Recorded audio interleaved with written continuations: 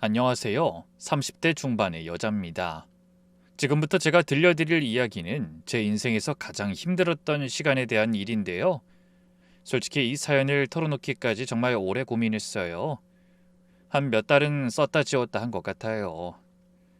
아직도 그때 일을 떠올리면 가슴이 먹먹해지거든요. 그래도 혼자 끙끙 앓으며 품고 있는 것보다 털어놓는 게 조금이나마 도움이 될까 싶어서 이렇게 용기 내봅니다. 어릴 적 저희 집은 형편이 어려웠어요. 아버지가 젊었을 때 작은 공장에서 용접공으로 일하셨거든요.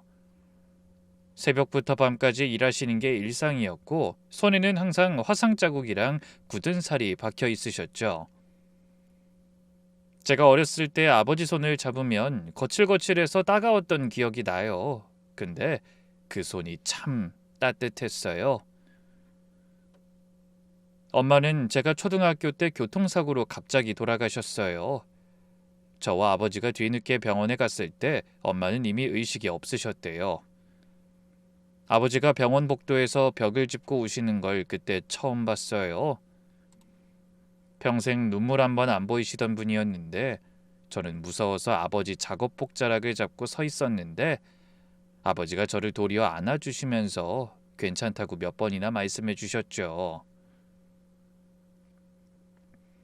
그 뒤로 아버지는 혼자서 절 키우셨어요. 아침밥도 차려주시고 도시락도 싸주시고 학교 행사 때 오시려고 일부러 일도 빠지고 그동안 주변에서 재혼 권유도 많이 받으셨대요. 아버지 동료분들이 애가 엄마 손이 필요하지 않겠냐면서 소개시켜준다고 했는데 아버지는 끝까지 거절하셨어요. 제가 중학생 때 한 번은 아버지한테 물어본 적이 있어요. 아빠는 다른 사람 만날 생각 없어? 아빠도 외롭잖아. 그랬더니 아버지가 하던 일을 멈추시고 절 보셨어요. 한참 뜸을 들이시다가 이렇게 말씀하시더라고요. 새엄마 오면 하정이가 눈치 볼까 봐. 아빠는 너 하나면 돼. 우리 하정이만 잘 크면 아빠는 그걸로 됐어. 그 말 듣고 아무렇지 않은 척 알았어 하고는 제 방에 들어갔어요. 그리고 화장실 가는 척하면서 화장실에서 혼자 울었어요. 아버지한테 절대 짐이 되지 말아야겠다고, 빨리 커서 아버지를 편하게 해드려야겠다고 그때 다짐했던 것 같아요. 제가 고등학생이 된 이후에는 아버지 월급으로는 빠듯해서 저는 편의점 알바를 시작했어요. 아버지한테는 동아리 활동 있어서 늦어, 애들이랑 공부하다 갈 거라 늦어 라고 거짓말하고 학교 끝나면 바로 편의점으로 가서 밤까지 일했죠. 집에 오면 10시에서 11시였는데 아버지는 이미 주무시고 계셨죠. 다행이다 싶었어요. 들키면 안 되니까. 근데 어느 날 알바하고 있는데 편의점 문이 열리더니 아버지가 들어오신 거예요. 저는 너무 놀라서 카운터 뒤에서 얼어붙었어요. 아빠, 어떻게 알고 왔어? 우선 집에 가 있어. 아버지는 아무 말씀 안 하시고 절 보시더니 편의점 사장님한테 전화하셨어요. 뭐라고 말씀하시더니 저한테 가자라고 하시는 거예요. 저는 아직 일 안 끝났다고 했는데 아버지가 제 팔을 잡고 그냥 데리고 나오셨어요. 아마도 아버진 제가 학생이니 그만두게 해달라고 부탁하신 것 같았고 곧바로 근처에 있던 사장님이 오셔서 전 그대로 해고됐죠. 집으로 가면서도 저는 계속 아버지를 설득했어요. 아빠, 내가 쓸 게 있어서 그래. 내 욕심으로 필요한 돈 모으려고 그러는 거여서 아빠 돈 안 쓰고 싶어. 네가 고생하는 꼴 내가 어떻게 봐. 아빠가 더 벌면 되지. 넌 학생답게 공부만 해라. 저는 눈물이 나올 것 같아서 고개를 숙였어요. 아버지가 밥 먹으라고 하셔서 밥을 떴는데 목이 막혀서 잘 안 넘어가더라고요. 그날 밤 아버지한테서 이상한 소리가 들렸어요. 뭔가 책장 넘기는 소리. 살짝 아버지 방문을 열어봤더니 아버지가 책상 앞에 앉아서 책을 보고 계신 거예요. 나중에 알고 보니 용접기술 책이었어요. 자격증 공부를 시작하신 거였죠. 낮에는 공장에서 일하시고 밤에는 공부하시고 거의 2년을 그러셨어요. 자격증을 하나씩 따시면서 아버진 점점 더 좋은 데로 이직하셨어요. 작은 공장에서 좀 더 큰 기업으로, 거기서 또 더 큰 데로. 제가 대학 졸업할 때쯤 아버지는 큰 조선소 하청업체의 반장으로 들어가셨어요. 엄청 대단한 곳은 아니었지만 아버지한테는 큰 승진이었죠. 거기서 오랫동안 일하시면서 안정적인 삶을 가질 수 있었어요. 드디어 기나긴 가난에서 벗어난 거예요. 아버지는 늘 말씀하셨어요. 네 엄마가 하늘에서 보고 있을 거야. 우리 딸 잘 컸다고. 나는 잘 버텼다고 좋아하고 있을 거야. 저한테 아버진 세상 전부였어요. 지금도 그렇고요. 아르바이트를 그만둔 이후 저는 열심히 공부해서 사회복지학과를 갔어요. 사실 간호학과를 가고 싶었는데 성적이 안 돼서 그 과를 갔거든요. 근데 지금 생각하면 잘 된 것 같아요. 장학금 받으면서 다녔고 과외 알바도 하면서 용돈도 제가 벌었어요. 아버지한테 손 안 벌리려고요. 졸업 후에는 지역 아동센터에서 생활복지사로 일하기 시작했어요. 방과 후에 갈 곳 없는 아이들 돌보는 일이었는데 숙제 봐주고 간식 챙겨주고 이야기 들어주고 하는 일이었죠. 급여는 많지 않았어요. 근데 아이들이 좋아서 그곳에서 일하는 게 좋아서 버텼어요. 퇴근하고 집에 가면 녹초가 됐는데 다음날 아침에 센터 문 열고 들어가면 애들이 선생님 하면서 달려오거든요. 그 얼굴들 보면 피로가 싹 풀렸어요. 돈보다 보람으로 버티는 일이었죠. 그렇게 열심히 살아가던 중 남편을 만나게 됐습니다. 남편을 처음 만난 건 제가 30쯤이었을 때였어요. 사실 그 전부터 소개팅 제의가 꽤 많이 들어왔거든요. 센터 선배 언니들이 너 이제 슬슬 결혼 생각해야지. 좋은 사람 있으면 만나봐 라면서 이 사람 저 사람 소개시켜 주려고 했는데 그때만 해도 전 별로 관심이 없었어요. 그런데 이 30이 되니까 뭔가 마음이 바뀌더라고요. 친구들은 하나 둘 결혼하고 애 낳고 저만 혼자 남은 것 같은 느낌이 들었어요. 아버지도 슬쩍슬쩍 넌 시집 안 가냐고 물으시고 그래서 슬슬 결혼을 전제로 한 연애를 해봐야겠다 싶었달까요? 마음의 문을 좀 열어보자 했죠.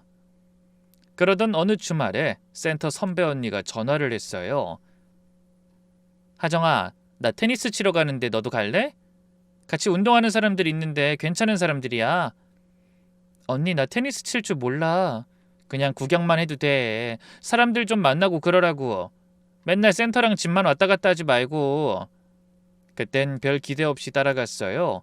가보니까 언니가 같이 운동하는 동호회 사람들이 여러 명 있었는데 다들 친해 보였어요. 저는 좀 어색해서 구석에 서 있었는데 한쪽에 저처럼 혼자 서 있는 사람이 있더라고요. 다른 사람들은 다 떠들썩하게 웃고 있는데 그 사람만 음료수 들고 멀뚱멀뚱 서 있는 거예요. 첫인상이 좀 특이했어요. 뭔가 혼자 동떨어져 있는 느낌? 멍하니 서 있다가 우연히 눈이 마주치니까 살짝 고개를 숙여 인사하더라고요. 어떤 사람인지 궁금해지기 시작했어요. 나중에 언니한테 물어보니까 IT 관련 스타트업을 운영하는 사람이라고 하더라고요. 저는 IT가 뭔지도 잘 모르는 사람이라 아 그렇구나 하고 넘겼죠. 그냥 좀 특이한 사람이다 싶었어요. 그날 이후 며칠 뒤에 모르는 번호로 전화가 왔어요. 저는 보통 모르는 번호를 안 받거든요. 근데 그날따라 왜 받았는지 모르겠어요. 받아보니까 그 사람이었어요. 안녕하세요. 저번에 테니스장에서 뵀는데요. 혹시 기억하시나요? 그 갈색 바지에 흰색 티셔츠 입고 있던 아, 네. 그때 음료수 들고 서 계셨던 분? 아, 네, 맞아요. 저기 실례지만 밥 한 번 같이 할 수 있을까요? 솔직히 좀 당황했어요.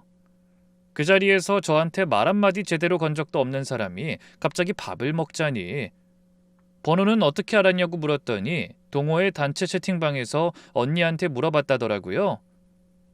언니가 걔 괜찮은 애라고 하던데 한번 만나봐 라고 해서 준 거래요. 저는 좀 망설였어요. 예전 같으면 절대 안 나갔을 텐데 이제는 연애에 대해서 마음을 열기로 한 터라 왠지 용기가 나더라고요. 게다가 어떤 사람일지 궁금하기도 해서 한번 만나보기로 했어요. 주말에 동네 근처 식당에서 만났는데 그 사람은 별말이 없더라고요. 본인이 만나자고 했으면서 말이에요. 제가 뭐 드실 거예요? 하면 아무거나요 하고 여기 자주 오세요? 하면 아니요 하고 제가 뭘 물어봐야 대답을 하고 먼저 말을 거는 법이 없었죠. 밥 먹으면서 속으로 생각했어요. 아, 이 사람이랑은 안 되겠다. 대화가 안 통해. 그래서 좀 빨리 식사를 끝내고 계산하려는데 남편이 갑자기 저를 붙잡고 말하더라고요. 저 원래 말주변이 없어서요. 그 여자를 만나면 뭐라고 해야 할지 모르겠어서 그냥 가만히 있게 돼요. 근데 그것과 별개로 하정 씨를 또 보고 싶습니다. 그 말투가 어찌나 진지하던지 저도 모르게 웃음이 났어요. 보통 남자들이 여자한테 관심 있으면 말 많이 하고 자기 자랑하고 그러잖아요. 근데 이 사람은 정반대였어요. 연애 경험이 별로 없는 쑥맥 같기도 하고 내성적인 것 같기도 하고 그런데 또 그게 이상하게 싫진 않더라고요. 알았어요. 다음에 또 만나요. 제가 그렇게 말했을 때 남편 얼굴이 환해지던 게 아직도 기억나요. 웃는 얼굴이 순해 보였어요. 그렇게 연애가 시작됐어요. 대략 1년 정도 만났는데 남편은 늘 바빴어요. 회사 운영한다는 게 보통 일이 아니더라고요. 미팅 있다, 투자자 만난다, 야근해야 한다. 주말에도 일하는 날이 많았어요. 바빠서 자주 못 만났는데 그래도 막상 만나면 저한테 잘해줬어요. 말로 표현하는 건 여전히 서툴렀지만 행동으로 보여주는 사람이었거든요. 제 생일 때 있었던 일이 아직도 기억나요. 생일 저녁에 만났는데 남편이 큰 쇼핑백을 들고 온 거예요. 뭐냐고 물었더니 가방을 열어서 보여주는데 선물 상자가 5개나 들어있는 거예요. 이게 다 뭐야? 하정이 네가 뭘 좋아하는지 몰라서 여러 개 샀어. 한번 봐봐. 제일 마음에 드는 선물을 메인 선물이라고 하자. 그 말이 너무 웃겨서 한참을 웃었어요. 보통 선물 하나를 고민해서 사오잖아요. 근데 이 사람은 모르니까 그냥 제가 평소에 관심 있고 좋다고 했던 물건 여러 개를 산 거예요. 그게 이 사람 스타일이었어요. 서툴지만 진심인 거. 또 한 번은 제가 센터에서 야근을 하게 됐어요. 일이 길어져서 새벽 2시가 넘어서야 끝났어요. 남편한테 오늘 못 만날 것 같아. 일이 늦어져서 라고 문자를 보냈는데 답이 없더라고요. 자나보다 싶었죠. 센터 문 잠그고 나오는데 누가 서 있는 거예요. 깜짝 놀라서 봤더니 남편이었어요. 어? 여기 왜 왔어? 연락을 하지. 전화하면 일 방해될까봐 그냥 기다렸어. 나중에 들으니까 3시간 넘게 서 있었대요. 추운 날이었는데 그 앞에서 그냥 서서 기다린 거예요. 참 답답하면서도 그 마음이 고마웠어요. 그날 남편 손을 잡았는데 손이 얼음장이더라고요. 그 손을 잡고 걸으면서 생각했어요. 이 사람이랑은 결혼해도 되겠다고. 그러다 사귄 지 1년쯤 됐을 때 슬슬 결혼 이야기가 나왔어요. 저도 30이 넘었고 주변에서도 언제 결혼하냐고 물어보고 하니까요. 어느 날 저녁 먹으면서 제가 슬쩍 운을 띄웠어요. 우리 내년쯤 결혼하면 어떨까? 그랬더니 남편이 젓가락을 내려놓더라고요. 표정이 갑자기 진지해졌어요. 뭔가 싶었죠? 하정아, 있잖아. 나 사실 비혼주의자야. 결혼을 해야겠다는 생각을 해본 적이 없어. 저는 처음에 농담인 줄 알았어요. 그래서 뭐? 장난치지 마 하고 웃었는데 남편 얼굴이 진지한 거예요. 웃는 기색이 전혀 없었어요. 한 사람을 평생 책임진다는 게 너무 무겁게 느껴져. 미안해, 진작 말했어야 했는데. 저는 그 말을 듣고 한동안 아무 말도 못했어요. 머릿속이 하얘졌다고 해야 하나? 그러면 우리는 뭐냐고. 1년 동안 만난 건 뭐였냐고 물었더니 남편이 고개를 숙이면서 말하더라고요. 너를 이용하거나 속이려던 게 아니야. 난 그냥 평범한 연애를 한 거야. 진심으로 너를 좋아하는 건 맞고, 근데 결혼은 다른 문제야. 난 결혼이라는 제도 자체가 부담스러워. 그날 집에 가서 많이 울었어요. 이 사람이 좋긴 좋은데 결혼 생각이 없는 사람이랑 계속 만나봤자 미래가 없잖아요. 저는 결혼이 하고 싶었거든요. 단란한 가정을 꾸리고 싶었어요. 그래도 이 사람과 저는 서로 사랑하는 게 분명하고 함께하는 시간이 길어지면 생각이 바뀌겠지 하고 우선 기다려봤어요. 근데 반년이 더 지나도 남편 생각은 변하지 않았어요. 결혼 이야기만 나오면 말을 돌리거나 침묵했고 저는 점점 지쳐갔어요. 이러다가 35, 40이 되면 어떡하나 싶었죠. 결국 어느 날 저녁에 제가 먼저 말을 꺼냈어요. 우리 헤어지자. 남편이 놀란 얼굴로 쳐다봤어요. 갑자기 왜? 넌 결혼 생각 없잖아. 난 있거든. 결혼 생각 없는 사람이랑 계속 만날 순 없어. 시간 낭비야 서로. 남편은 아무 말도 못하고 절 바라봤어요. 뭔가 말하려다가 입을 다물고 저는 그 모습을 보면서 속으로 생각했어요. 그냥 잡아주면 좋겠다고. 못 이기는 척 결혼하자고 말해주면 좋겠다고. 근데 남편은 아무 말도 안 했어요. 그렇게 저는 버스 타고 집에 오면서 또 펑펑 울었어요. 이대로 끝이구나 싶어서요. 헤어지자고 한 지 며칠이 지났어요. 그때까지도 남편한테서는 연락이 없었어요. 진짜 끝난 건가 싶어서 허무하더라고요. 그래도 1년 반을 만났는데 이렇게 끝나나. 친구들한테 말하니까 잘 헤어진 거야. 결혼 생각 없는 남자 만나봤자 뭐해? 라고 하는데 마음이 그렇게 쉽게 정리가 안 되더라고요. 그러던 어느 날 퇴근하고 센터 문 잠그고 나오는데 누가 서 있는 거예요. 남편이었어요. 연애할 때 종종 저를 데리러 오던 그 모습 그대로요. 왜 왔어? 잠깐 이야기 좀 하자. 부탁이야. 저는 잠깐 고민하다가 알았다고 했어요. 근처 공원의 벤치에 나란히 앉았는데 남편이 한참 동안 말을 못하더라고요. 저는 짜증이 났지만 우선 기다렸어요. 이 사람은 원래 말 꺼내는데 시간 걸리는 사람이니까. 사실 나 부모님이 두 분 다 안 계셔. 저는 순간 남편의 말에 귀를 의심했어요. 뭐라고? 어렸을 때 사고로 같이 돌아가셨어. 나 초등학교 3학년 때. 그 뒤로 친척집 전전하면서 컸어. 큰아버지 집, 고모 집, 이 집 저 집 옮겨 다니면서 눈치 보면서 살았어. 그래서 가족이라는 건 나한텐 트라우마 같은 거야. 남편이 그렇게 말하면서 울더라고요. 그 모습을 보니까 마음이 무너졌어요. 저도 어머니를 일찍 잃어서 그 마음을 알았거든요. 전 그래도 아버지가 계셨잖아요.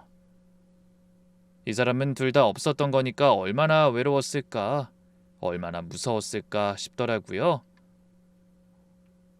결혼이라는 게 너무 무서워. 내 목숨보다 소중한 가족을 만든다는 건 잃는 슬픔도 각오해야 하는 일이잖아. 우리 부모님처럼 또 이러면 어떡하나 싶어서. 그래서 그냥 안 하는 게 낫다고 생각했어. 저는 아무 말도 못하고 남편 손을 잡았어요. 손이 떨리고 있었어요. 왜 진작 말 안 했어? 내가 너무 불쌍해 보일까 봐. 너한테 그렇게 약해 보이기 싫었어. 전 바로 남편을 안아줬어요. 그러자 남편이 제 눈을 똑바로 보면서 이렇게 말했어요. 결혼하자. 너 아니면 안 될 것 같아. 무섭지만 그럼에도 하정이랑 평생 함께하고 싶어. 우리는 그렇게 다시 만나게 됐어요. 돌고 돌아 결국 서로에게 정착한 거였죠. 그런데 본격적인 결혼 이야기를 시작하자 남편이 조건이 하나 있다고 하더라고요. 결혼식은 올리지 말자. 부모님 없이 식장에 서는 게 너무 쓸쓸할 것 같아서. 부모님 자리에 아무도 없으면 나 못 버틸 것 같아. 그 말을 듣고 남편의 마음을 바로 이해했어요. 다른 사람들 결혼식 가면 양가 부모님이 나란히 앉아서 웃고 계시잖아요. 신랑 신부 입장할 때 눈물을 흘리시고 그 자리에 아무도 없다는 게 얼마나 힘들지 상상이 됐거든요. 저도 어머니가 안 계시니까 결혼식 생각하면 좀 씁쓸하긴 했고요. 알았어. 식 없이 하자. 나중에 혼인신고만 하면 되지. 우리끼리 조촐하게라도 파티하자, 그럼. 결국 우린 그렇게 시작하기로 했어요. 남편과 결혼하기로 하고 아버지한테 말씀드리러 내려갔어요. 주말에 친정에 가서 아버지랑 저녁 먹으면서 말을 꺼냈죠. 아빠, 나 준석 씨랑 결혼하려고. 아버지가 숟가락을 멈추셨어요. 뭐? 그 자식이랑? 응. 사실 아버지는 이전에 남편을 몇 번 본 적이 있는데 처음부터 마음에 안 들어 하셨어요. 그런데도 제가 결혼한다고 하니까 아버지 얼굴이 곧장 굳어지더라고요. 식은 언제 올릴지 얘기해봤어? 안 올리려고. 준석이는 부모님이 안 계셔서 식장에 서기 힘들대. 그 마음 충분히 이해해서 식은 생략하기로 했어. 뭐? 결혼을 식도 없이? 그게 말이 되냐? 아버지가 목소리를 높이셨어요. 저는 좀 당황했어요. 아버지가 이렇게 화내시는 거 오랜만에 봤거든요. 아빠, 걔가 사정이 있어서 그래. 이해해줘. 무슨 사정? 그 자식 처음 봤을 때부터 느낌이 이상했어. 사업한다면서 맨날 바쁘다고 얼굴도 안 비추고 매번 너 섭섭하게 만들고 결혼 싫다고 했다가 갑자기 하겠다고 하고 뭔가 숨기는 것 같아. 느낌이 온다고. 숨기는 거 아니야. 준석 씨는 어릴 때 부모님을 잃어서 가족을 만드는 게 무서웠대.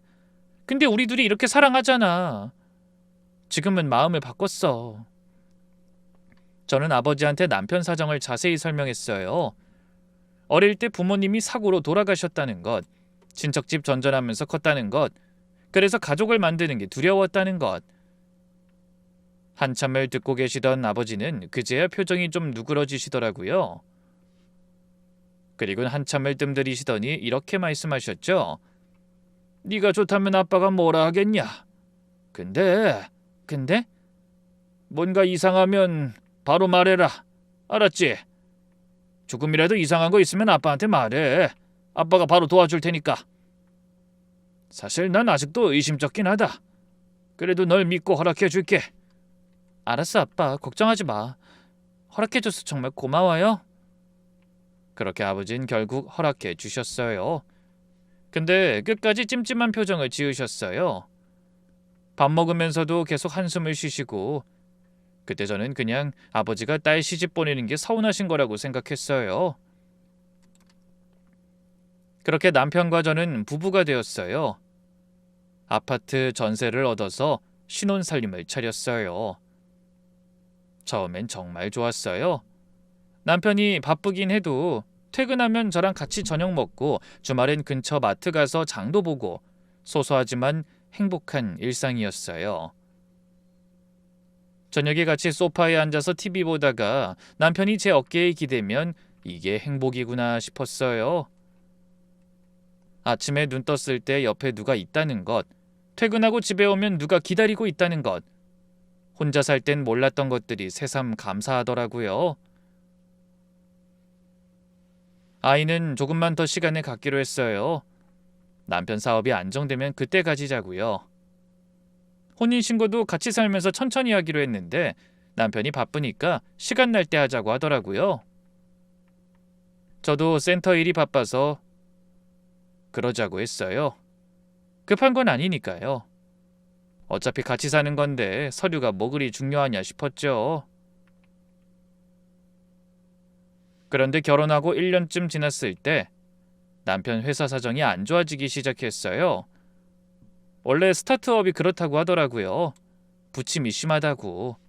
대박 나면 큰돈 벌고 안 되면 바로 망하고요.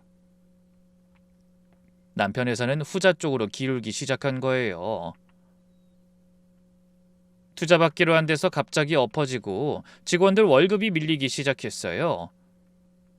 남편이 밤 늦게까지 노트북 붙잡고 있는 날이 많아졌고 표정이 점점 어두워졌죠. 예전에는 퇴근하면 오늘 뭐 했어 하면서 제 이야기를 들어줬는데 요즘은 집에 와도 방에 들어가서 문 닫고 일만 했어요. 저는 제 월급 거의 다 생활비로 쓰면서 남편 부담을 줄여주려고 했어요. 센터 월급이 많진 않았지만 아끼면 괜찮았거든요. 외식도 줄이고 옷도 사지 않고 화장품도 다 쓸 때까지 안 사고 어떻게든 절약하면서 버텼어요. 하지만 그러면서 다툼도 잦아졌어요. 사소한 것 가지고 신경질 부리는 일이 늘었거든요.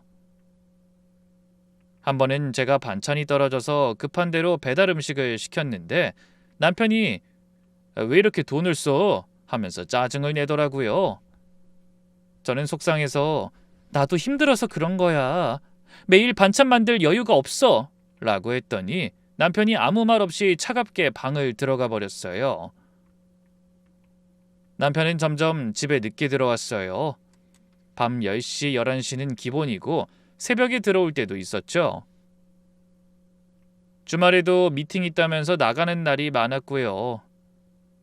집에 들어오지 않는 날도 종종 있었어요. 한 번은 제가 물었어요. 요즘 왜 이렇게 바빠? 주말에도 맨날 나가고. 남편이 피곤한 표정으로 대답했어요. 회사 일 때문에 그래. 투자자 만나야 하고 거래처 미팅도 있고. 지금 그냥 보내면 우리 진짜 망해. 내가 도와줄 수 있는 것만 말해줘. 나는 뭐 할 수 있는 거 없어? 됐어. 당신이 할 수 있는 게 뭐가 있겠어. 그냥 신경 쓰지 마. 그 말투가 좀 차갑게 느껴졌어요. 예전 같으면 신경 써줘서 고마워 정도는 했을 텐데. 근데 사업이 힘드니까 그러려니 했어요. 스트레스 받으면 누구나 예민해지잖아요. 그래도 남편이 저를 사랑하는 건 여전히 느껴졌어요. 제가 감기 걸려서 누워있으면 약 사다 주고 죽 끓여주고 기념일은 바빠도 잊지 않고 챙겼어요. 하다못해 꽃이라도 한 송이 들고 오더라고요. 그래서 저는 괜찮다고 생각했어요. 이 사람이 힘든 시기라서 그런 거고 사업이 안정되면 나아지겠지 했죠. 근데도 뭔가 정신이 딴 데 팔려 있다는 느낌이 자꾸 들었어요. 제 옆에 있어도 다른 데를 보는 것 같은 느낌. 같이 TV를 봐도 딴 생각하는 것 같고 대화에도 건성으로 대답하는 것 같고 설명하긴 어려운데 뭔가 이상했어요. 그 무렵에 남편이 혼인신고를 해왔어요. 제가 계속 언제 혼인신고할 거냐고 물었거든요. 우리는 식도 안 올렸으니까 혼인신고를 해야 결혼한 게 실감이 날 것 같다고요. 자료도 다 준비해놨는데 더 미룰 것 없지 않냐고 물었죠. 우리는 일하고 쉬는 패턴이 잘 안 맞았으니 본인이 해오겠다고 하더군요. 그러던 어느 날 퇴근하고 집에 왔더니 남편이 서류 봉투를 내밀었어요. 이게 뭐야? 혼인신고 해왔어. 우리 같이 산 지 1년 넘었는데 아직 신고 안 했잖아. 우리 둘 다 바쁘니 시간 맞추는 것도 어려울 것 같아서 내가 다 처리했어. 남편이 바쁜 와중에 시간 내서 신경 써준 게 고맙더라고요. 서류를 확인해 보니까 혼인관계 증명서가 들어있었어요. 제 이름이랑 남편 이름이 나란히 적혀 있었죠. 저는 자세히 보지 않고 곧장 서류철에 넣어두고서 진짜 부부가 된 기분을 만끽하기 위해 곧바로 함께 외식을 하러 나갔어요. 모든 게 나아지고 있는 것만 같았습니다. 그 무렵부터 이상한 일들이 조금씩 있었어요. 한 번은 남편이 출장 간다고 짐을 싸는 걸 도와줬거든요. 캐리어 열어서 옷 넣어주고 세면도구 챙겨주고 있는데 캐리어 안쪽 주머니에서 뭔가가 만져지더라고요. 꺼내봤더니 비타민이었어요. 근데 제가 아는 비타민이 아니었어요. 엽산제였거든요. 임신 준비할 때 먹는 거 있잖아요. 저는 좀 의아해서 물었죠. 이거 뭐야? 엽산이네? 남편이 잠깐 당황한 표정을 짓더니 말하더라고요. 아, 그거 그 회사 직원이 부탁해서 사다 준 건데 깜빡하고 안 줬네. 내일 줘야겠다. 저는 아, 그래? 하고 넘겼어요. 의심할 이유가 없었으니까요. 남편 회사에 여직원들도 있고 뭐 그럴 수도 있지 싶었죠. 근데 지금 생각하면 그게 첫 번째 신호였어요. 또 명절 때 있었던 일이에요. 그해 추석에 함께 친정에 내려가려고 했는데 남편이 갑자기 나 이번에 못 갈 것 같아. 회사 일이 급해서 라고 하더라고요. 명절인데 회사 일이 뭐가 있냐고 했더니 투자자 미팅이 갑자기 잡혔어. 미안해 라고 했어요. 저는 좀 서운했지만 사업이 힘든 시기니까 그러려니 했죠. 근데 명절 끝나고 집에 와서 카드 내역을 정리하다가 이상한 게 보였어요. 추석 당일에 백화점 식품관에서 30만 원 정도 결제된 내역이 있더라고요. 이상해서 남편한테 물어봤어요. 이거 뭐야? 추석 때 백화점 갔어? 아, 그거 거래처 선물. 급하게 준비해야 해서. 추석 당일에? 명절에 거래처 선물을? 그러니까 미리미리 준비했어야 했는데 깜빡했지 뭐야. 남편이 대수롭지 않게 말해서 저도 그냥 넘어갔어요. 근데 좀 이상하긴 했어요. 아무리 급해도 추석 당일에 백화점 가서 거래처 선물을 사? 보통 명절 전에 미리 준비하잖아요. 하지만 사업하는 사람들은 그런가 보다 했죠. 그런 비슷한 일들이 있고 가장 이상했던 건 전화였어요. 어느 날 남편이 샤워하러 들어갔는데 핸드폰이 거실에 있었어요. 근데 전화가 오는 거예요. 화면을 봤더니 김 부장이라고 떠있길래 회사 사람인가 보다 하고 안 받았어요. 근데 남편이 샤워하고 나와서 부재중 전화 확인하더니 급하게 밖으로 나가면서 전화를 하더라고요. 베란다로 나가서 문 닫고 통화하는 거예요. 왜 굳이 밖에 나가서 전화해? 아, 회사 일이야. 좀 민감한 거라서. 그 뒤로 남편은 통화를 꼭 밖에 나가서 했어요. 예전에는 제 옆에서도 했는데 언제부턴가 전화 오면 베란다나 현관 밖으로 나가더라고요.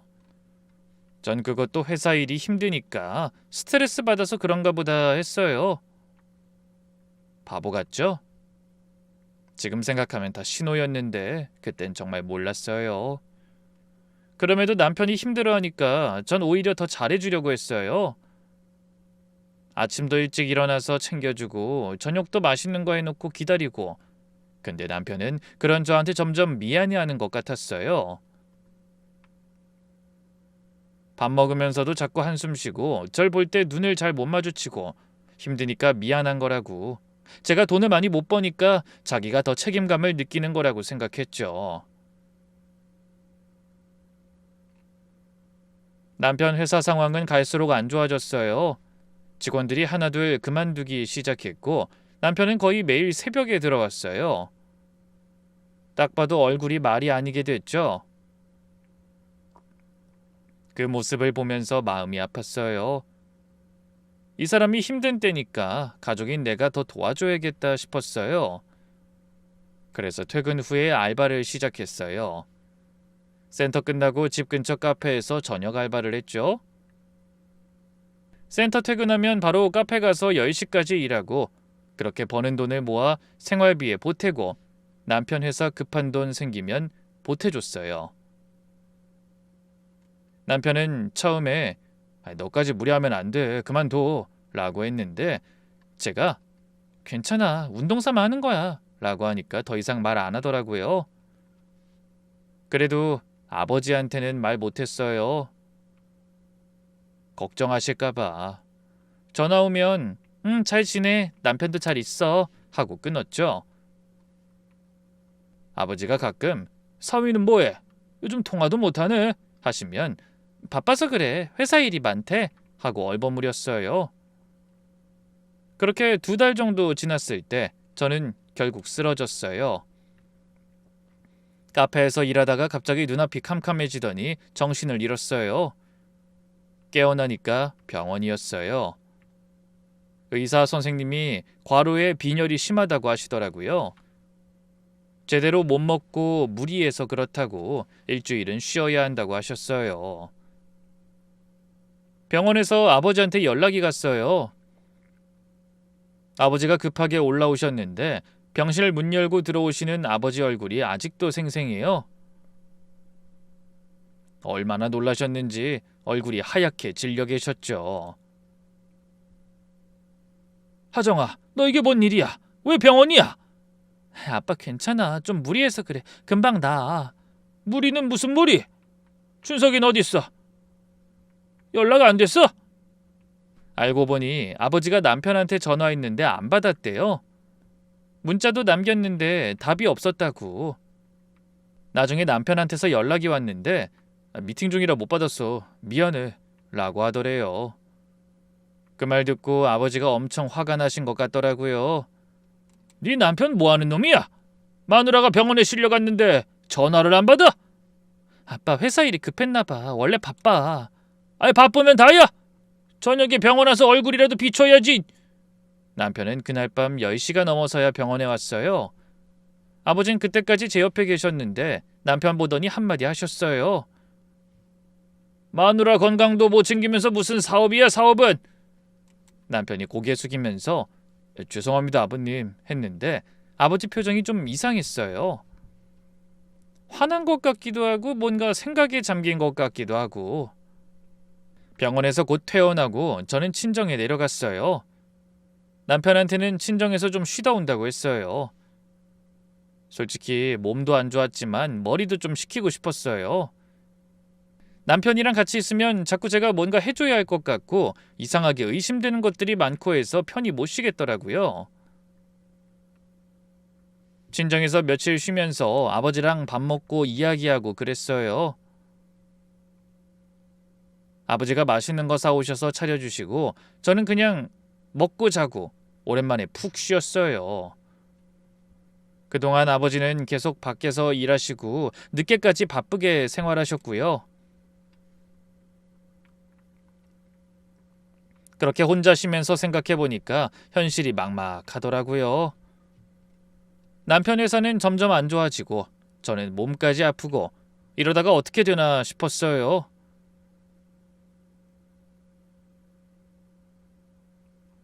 결국 아버지한테 솔직하게 말씀드렸어요. 아빠, 나 부탁할 게 있어. 뭔데? 하나뿐인 자식이 이런 말해서 너무 염치 없고 죄송스러운데 사실 남편 회사가 많이 어려워. 지금 우리 사정이 급해서 그러는데 조금만 도와줄 수 있어? 얼마 안 돼도 돼. 1,000만 원, 아니 한 500만 원이라도. 아버지는 한참 동안 아무 말씀을 안 하셨어요. 저는 아버지가 형편이 어려우신가 싶어서 죄송스러운 마음에 급히 말했어요. 어려우면 괜찮아. 아빠 사정 안 좋으면 다른 데서 알아볼게. 내가 너무 갑자기 말해서 놀랐지? 미안해. 그냥 못 들은 걸로 해줘. 그런데 아버지가 갑자기 눈물을 흘리시는 거예요. 저는 깜짝 놀랐어요. 아버지가 우시는 걸 본 게 어머니 돌아가셨을 때 이후로 처음이었거든요. 아빠 왜 그래? 왜 울어? 사정 어려우면 괜찮다니까. 사실 그렇게 힘든 것도 아니야. 그냥 마음이 급해서 말해본 거야. 미안해요, 아빠. 아버지가 고개를 저으셨어요. 손으로 눈물을 닦으시면서 힘들게 입을 여셨어요. 그깟 돈 때문에 이러는 게 아니야. 그럼 왜?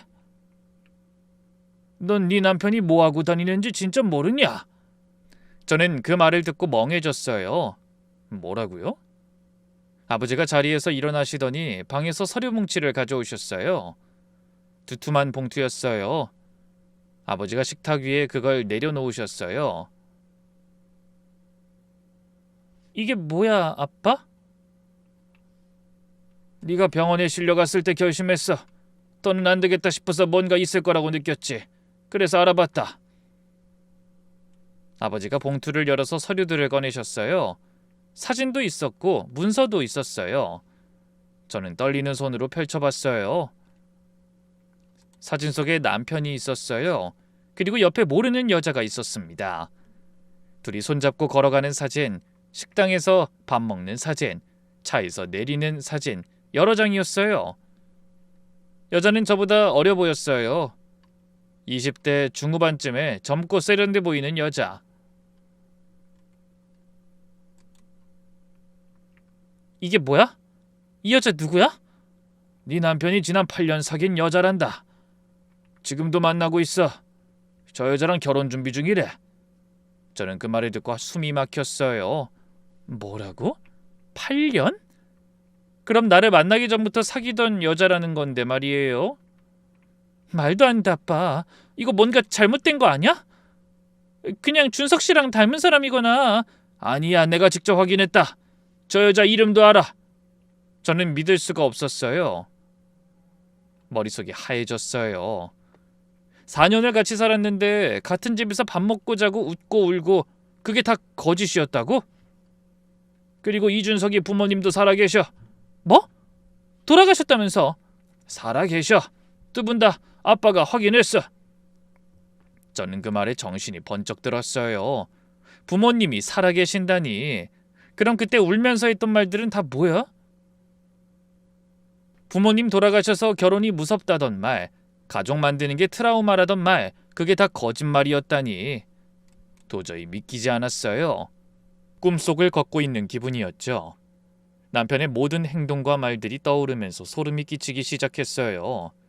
잠깐만, 아빠. 근데 우리 혼인신고 했어. 준석 씨가 해왔는데 서류도 있어. 정말 다행이었어요. 친정 올 때 일거리들을 가져오면서 서류철도 함께 챙겼거든요. 저는 가방에서 서류철을 꺼내서 남편이 줬던 혼인관계 증명서를 아버지한테 보여줬어요. 이거 봐. 여기 내 이름이랑 남편 이름 나와 있고 정식 서류 맞잖아. 우리가 이미 부부인데 거기랑 결혼해서 뭘 하겠다는 거겠어. 아버지가 서류를 보시더니 말씀하셨어요. 그래. 그럼 지금 다시 떼보자. 인터넷으로 되지? 저는 아직까지 떨리는 손으로 노트북을 켜서 공인인증서로 로그인하고 혼인관계 증명서를 발급 신청했어요. 잠깐 기다리니까 서류가 떴어요. 저는 그 서류를 보고 눈을 의심했어요. 혼인 기록란이 비어 있었습니다. 해당 사항 없음. 저는 미혼으로 나와 있었어요. 아빠, 나 혼인 기록이 없어. 뭐지 그럼? 아버지가 화면을 보시더니 한숨을 쉬셨어요. 그러니까 이서방이 해왔다는 그 서류 가짜야. 위조한 거겠지. 아예 작정하고 널 속이려. 어떻게 그런 걸 속이냐? 그러다 들키면 어쩌려고. 어떻게 사람이 그렇게 무모하고 어리석은지. 에이, 저는 그 자리에서 숨을 쉴 수가 없었어요. 가슴이 철렁 내려앉는 느낌. 다리에 힘이 풀려서 의자에 주저앉았어요. 그동안 남편이 했던 모든 말이 머릿속을 스쳐 지나갔어요. 비혼주의라던 것, 부모님이 돌아가셨다는 것, 결혼식 올리기 싫다던 것, 혼인신고 해왔다던 것 전부 다 거짓말이었어요. 하나도 빠짐없이. 저는 남편의 아내가 아니었어요. 법적으로는 그냥 같이 사는 여자, 동거녀였던 거예요. 울어도 돼. 그렇게 크게 울고 그냥 털어내. 그런 자식 때문에 흘리는 눈물이 아깝다. 저는 그 말에 터졌어요. 어린아이처럼 소리내서 울었습니다.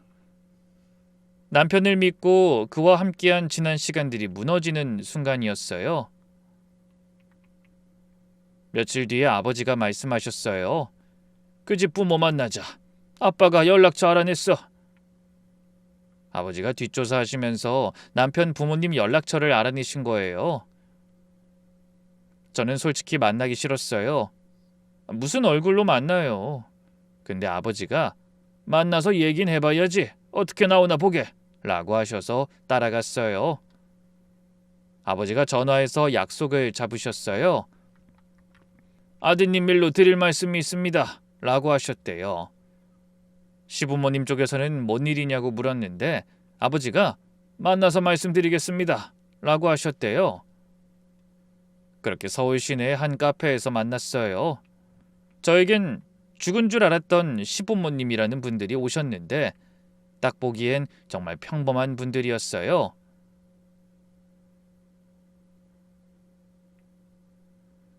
만나자마자 아버지가 단도직입적으로 말씀하셨어요. 이 아이는 제 딸입니다. 그리고 제 딸은 그쪽 아드님인 이준석 군의 아내로 2년째 함께 살았습니다. 그거 알고 계십니까? 시부모 얼굴이 굳어지더라고요. 남편 어머니가 남편 아버지를 쳐다보셨어요. 뭔가 아는 눈치였어요. 알고 계셨군요. 그게 아드님이 제 딸한테 본인 부모님은 사고로 돌아가셨다고 했습니다. 친척집 전전하면서 컸다고. 다 거짓말이었더군요.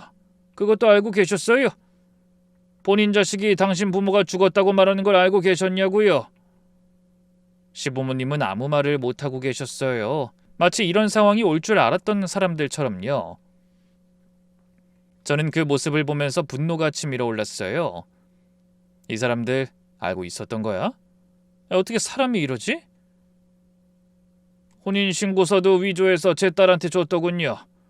결혼생활 2년 동안 속였습니다. 연인으로 지낸 시간까지 합치면 4년이에요.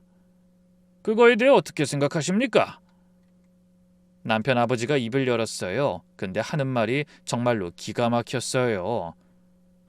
그게 우리 아들도 나름 사정이 있었을 겁니다.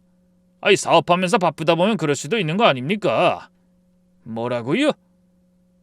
솔직히 말씀드리면 따님이 결혼 생활에 만족을 못 줬으니까 우리 아들이 다른 데서 찾은 거 아닐까요?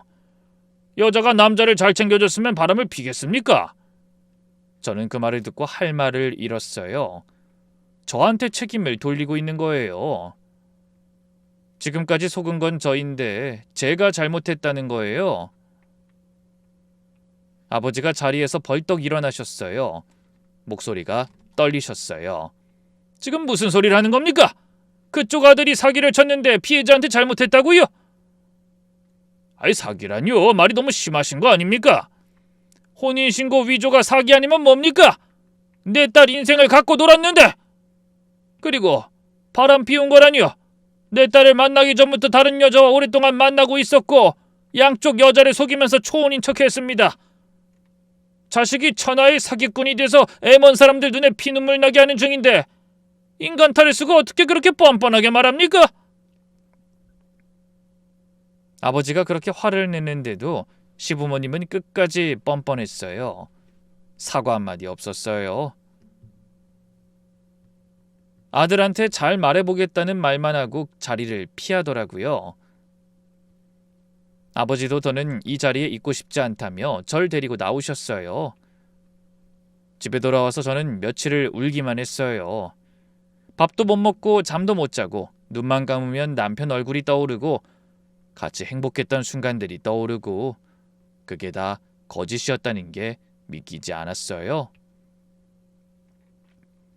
그리고 제 자신이 너무나 바보 같았어요.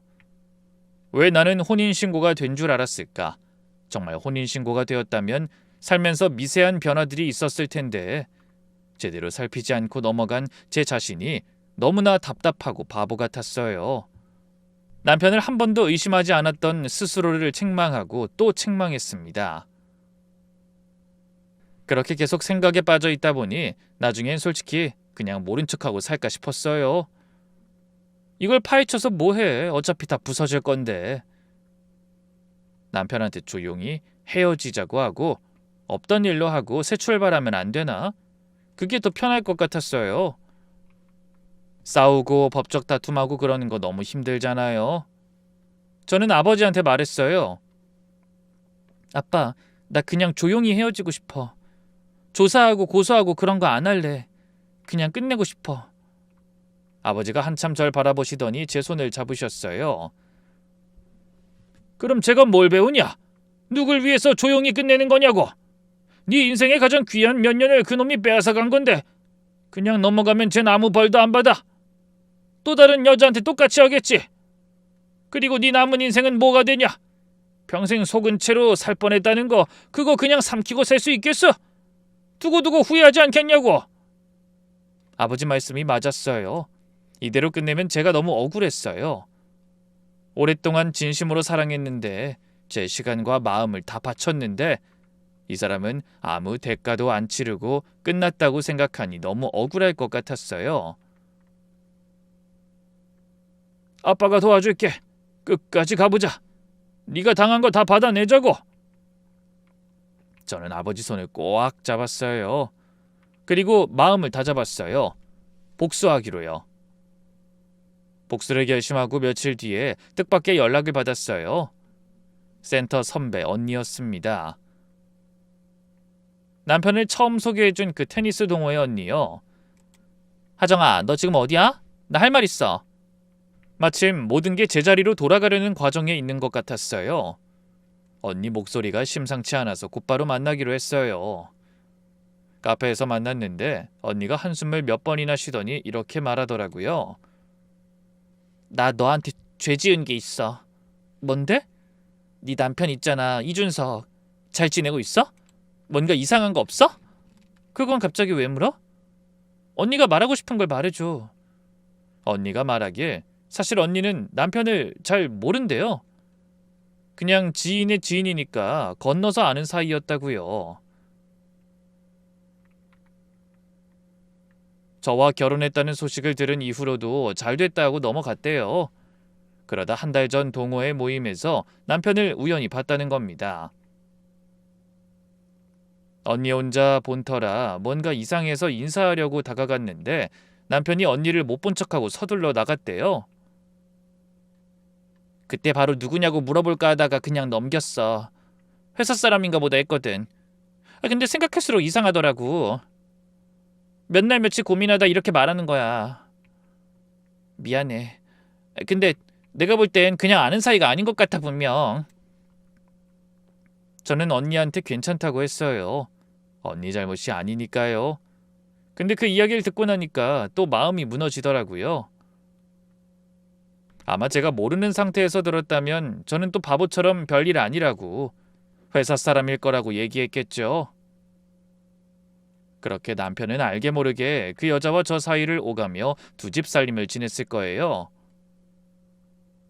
겉으로는 진정성 있는 태도로 진심 있는 척하면서 그렇게 뻔뻔하게. 언니가 미안해하면서 내가 도울 일 있으면 말해 라고 했어요. 전 그냥 고맙다고 했어요. 사실 언니 덕분에 확실해졌거든요. 절대로 남편을 용서할 수 없다고요.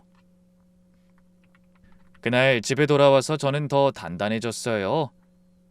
흔들리면 안 된다고, 끝까지 가야 한다고 다짐했어요. 복수를 결심하고 저는 증거를 모으기 시작했어요. 일단 남편 몰래 짐을 빼야 했어요. 친정에 있는 동안 남편한텐 아버지가 편찮으셔서 좀 더 있어야 할 것 같아 라고 연락했어요. 남편은 알았어, 쉬어 라고만 답하더라고요. 걱정하는 기색도 별로 없었어요. 하긴 뭐 결혼 준비하느라 바빴을 테니 오히려 잘 됐겠다 싶었겠죠. 아버지랑 같이 집에 가서 제 짐을 뺐어요. 남편이 회사 간 시간에 짐 빼면서 제가 그동안 쓴 돈, 영수증이랑 카드 내역, 이체 내역 다 정리했어요. 생활비, 남편 회사에 보탠 돈, 알바에서 준 돈 다 증거로 모았어요. 그리고 남편 물건들을 뒤졌어요. 서랍, 옷장, 책상, 거기서 결정적인 게 나왔어요. 청첩장이었어요. 어찌나 꽁꽁 숨겨놨던지 작정하고 찾지 않으면 절대 못 봤을 거예요. 청첩장에는 남편 이름이랑 그 여자 이름이 나란히 적혀 있었고 날짜도 적혀 있었어요. 한 달 뒤였어요. 결혼식을 한 달 앞두고 있었던 거예요. 청첩장을 사진 찍어두고 다른 증거들도 다 챙겼어요. 그리고 아버지랑 작전을 짰어요. 며칠 뒤 저는 남편한테 연락했어요. 나 잠깐 올라왔는데 저녁에 만나자. 오랜만에 데이트하게. 꼭 나와? 남편이 뜸을 들이더니 나 바쁜데. 알았어, 어디서 볼까 하더라고요. 저는 사람 많은 카페를 찾았고 그리로 오라고 했어요. 가보니까 남편이 먼저 와서 앉아있더라고요. 절 보더니 그 아버진 좀 어떠셔? 하면서 걱정하는 척을 하더라고요. 저는 속으로 웃었어요. 이 사람이 아직도 연기를 하고 있구나. 많이 나아지셨어. 걱정도 해주고 고맙네. 바빠서 정신 없을 텐데. 그제야 남편이 웃더라고요. 전 곧장 시작했어요. 있잖아. 나 당신한테 물어볼 게 있어. 뭔데? 우리 혼인신고한 거 맞지? 남편 표정이 살짝 굳어지더니 금방 풀어지면서 당연하지. 왜? 하더라고요. 그냥 서류 정리하다가 생각나서. 뭘 그런 질문을 해. 깜짝 놀랐네. 전 고개를 끄덕이면서 가방에서 서류를 꺼냈어요. 제가 직접 댄 혼인관계 증명서요. 그럼 이건 뭐야? 남편이 서류를 보더니 얼굴이 하얘졌어요. 거기에는 혼인 기록이 없었거든요.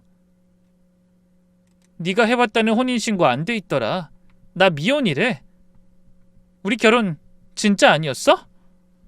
남편이 입을 열었다 닫았다 하더라고요. 뭐라고 변명하려는 것 같았어요. 그때 카페 문이 열리면서 아버지가 들어오셨어요. 그리고 아버지 뒤에 두 사람이 더 있었어요. 남편이 8년을 만났다던 그 여자랑 그 여자 아버지였어요. 남편이 벌떡 일어났어요. 얼굴이 완전히 질려 있었어요. 이게 뭐야? 아버지가 알아낸 그 여자 쪽 연락처를 통해서 며칠 전에 제가 직접 연락했어요. 제가 누군지, 남편이 뭘 숨기고 있는지 다 말씀드렸어요. 처음엔 그 여잔 믿지 않았어요. 거짓말이라고. 준석 씨가 그럴 리 없다고요. 하긴 8년을 만나왔으니 신뢰가 깊었겠죠. 그래서 증거를 보내드렸어요. 저랑 남편이 같이 찍은 사진들, 그동안 나눈 대화들, 같이 살던 집 계약서. 그제야 그쪽에서 연락이 왔어요. 만나자고. 그래서 오늘 이 자리를 만든 거였어요. 남편 몰래. 그 여자가 남편한테 다가갔어요. 얼굴이 창백하고 눈이 뻘겋게 부어 있었어요. 이미 한바탕 운 것 같더군요. 오빠, 내가 들은 게 사실이야? 지금 이 상황은 뭔데? 남편이 뭐라고 말하려는데 그 여자 아버지가 먼저 말씀하셨어요. 목소리가 엄청 차가웠어요. 자네가 8년 동안 내 딸 만나면서 다른 여자랑 살림 차리고 있었다며? 그것도 모자라서 우리 딸한텐 초혼이라고 거짓말하고? 아버님, 저는... 됐어, 변명 듣기 싫어. 그 여자 아버지가 테이블 위에 서류 봉투를 던지셨어요. 쿵 소리가 났어요. 파혼이야. 그리고 우리 딸한테 그동안 쓴 돈, 예물값, 예식장 계약금 전부 배상해. 법적으로 갈 거야. 사람만 보고 우린 모든 경제적 부담을 다 지기로 했는데 믿었던 결과가 고작 이거라니. 남편이 완전히 무너지더라고요. 다리에 힘이 풀렸는지 의자에 털썩 앉았어요. 그 여자가 남편을 내려다보면서 말했어요. 목소리가 떨리고 있었어요. 8년이야. 8년 동안 날 속였다니 어떻게 그럴 수가 있어?